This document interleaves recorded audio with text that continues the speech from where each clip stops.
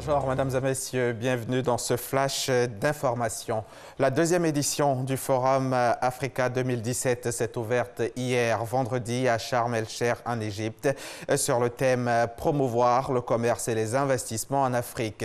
C'était en présence de 4 chefs d'État africains dont le président Alassane Ouattara et du président de la Commission de l'Union africaine Moussa Faki Mahamat. Les hôtes du président égyptien Fattah al-Sisi ont parlé d'une Afrique solidaire et intégrée face aux défis du développement. Les précisions de notre envoyé spécial sur place à 13 h. ICASA 2017, c'est bientôt fini. La 19e édition de la plus grande conférence sur le sida en Afrique referme ses portes ce samedi, ici même à Abidjan. Elle a réuni plus de 10 000 délégués de la communauté mondiale sous le thème de la conférence « L'Afrique, une approche différente vers la fin du sida ».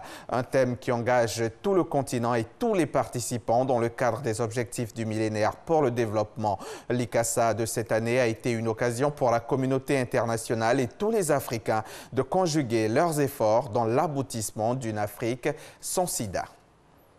Amadou Gon Coulibaly était hier dans la région du Boclé où il a procédé au lancement des travaux du débarcadère de Sassandra. C'est en novembre 2016 que le Japon, à travers l'Agence japonaise de coopération internationale et le gouvernement ivoirien, avait signé un accord de don d'un montant d'environ 15,3 milliards de francs CFA pour le financement du projet d'aménagement du site du port de pêche et de construction du marché central de Sassandra. Ici à Abidjan, la 8e édition du Forum postal africain s'est achevée hier vendredi.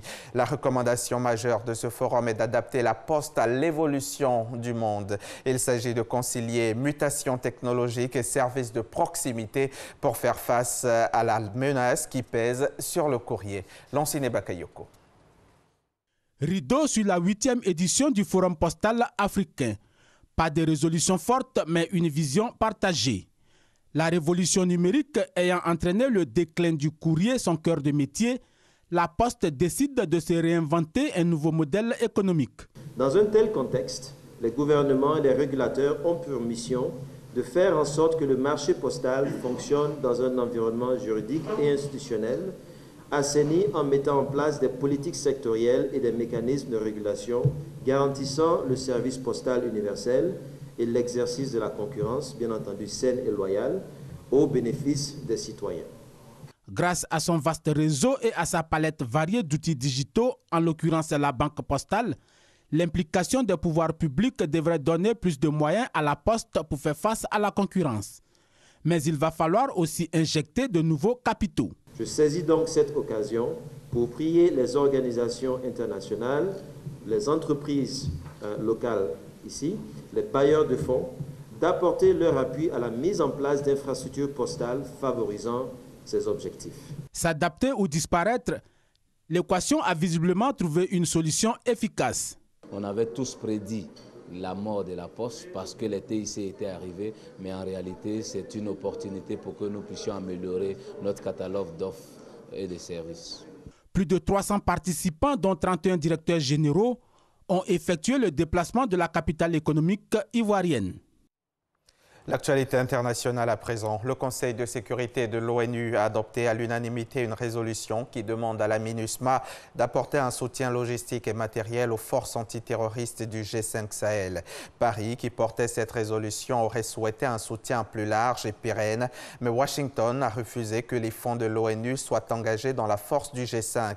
Paris a donc proposé la mise en place d'un fonds spécial géré par l'Union européenne pour obtenir un consensus.